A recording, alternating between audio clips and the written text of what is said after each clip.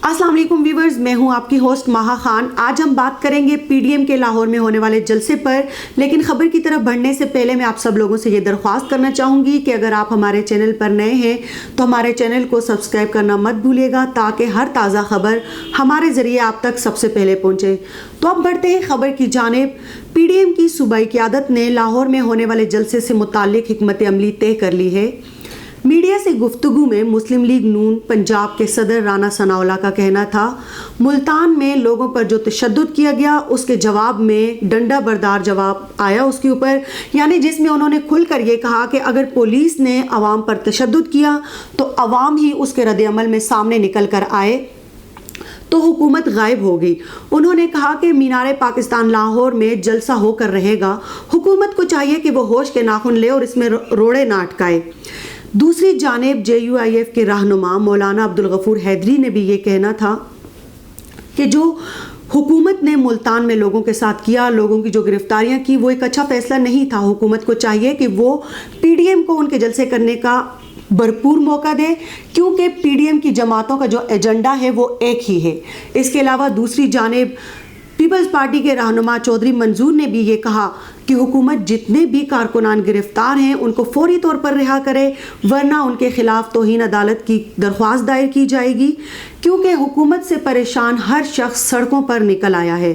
वाज़ेह रहे कि हुकूमत ने जितनी भी रुकावटें डाली जलसे के अंदर, लेकिन मुल्तान में जो जलसा था वो उसी तरह से हुआ और आखिरकार हुकूमत को लोगों को जलसा करने की इजाज़त दे दी गई, क्योंकि इसके रद्द-ए-अमल में जो लोग थे वो खुद सामने आ गए थे। तो हुकूमत ने इस बात को मद्देनज़र रखा कि अगर वो तशद्दुद करेंगे, रोड़े अटकाएंगे जिसमें लोग ज़ख्मी होंगे और आवाम जो है वो ही पीसी जाएगी, जिसको मद्देनज़र रखते हुए आखिरी टाइम पर मुल्तान का जो जलसा था वो करने की इजाज़त दे दी गई थी।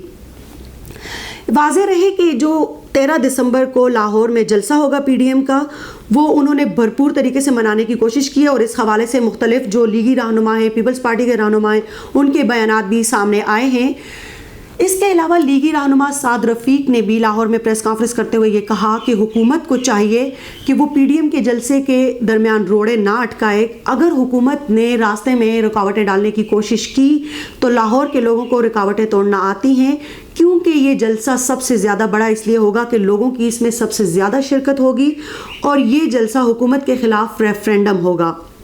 इसके अलावा हम आपको ये भी बताते चलें कि इस्लामाबाद हाई कोर्ट में जो सियासी जलसे करने के खिलाफ दरख्वास्त दायर की गई थी वो मुस्तरद कर दी गई है।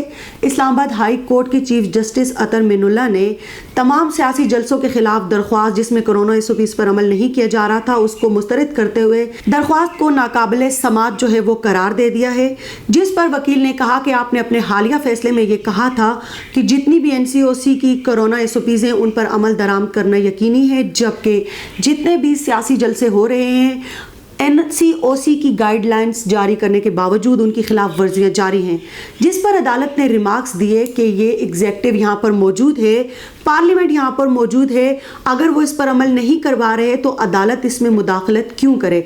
अदालत ने हुक्म जारी किया था लेकिन इस पर किसी ने अमल नहीं किया, हालांकि सोसाइटी भी इस पर अमल करती हुई नज़र नहीं आ रही, तो इसमें अदालत की मुदाखलत बनती नहीं है।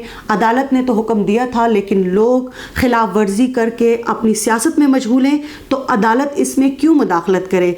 इसके कुछ देर बाद ही अदालत ने दरख्वास्त पर अपना फैसला महफूज कर लिया। ये थी अब तक की तफसीलात। मज़ीद अपडेट रहने के लिए हमारे चैनल को विज़िट करना मत भूलिएगा। वीडियो को लाइक, कमेंट और शेयर करना मत भूलिएगा। मुझे इजाज़त दीजिए। अल्लाह नेगबान।